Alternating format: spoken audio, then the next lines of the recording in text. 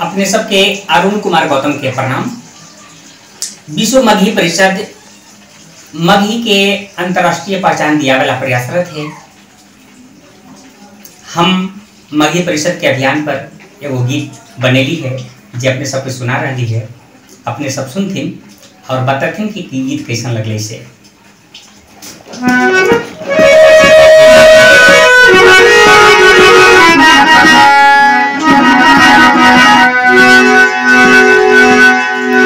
विश्व मगही परिषद छेड़ल है अभियान भैया। विश्व मगही परिषद छेड़ल है अभियान भैया। जाग जाग सब बहिनिया नौजवान भैया।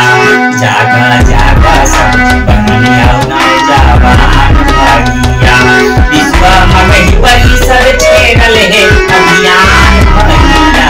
विश्व मगही परिषद छेड़ले है अभियान भैया। जाग जाग सब बहिनिया नौजवान भैया। जाग जाग सब बहिनिया नौजवान भैया।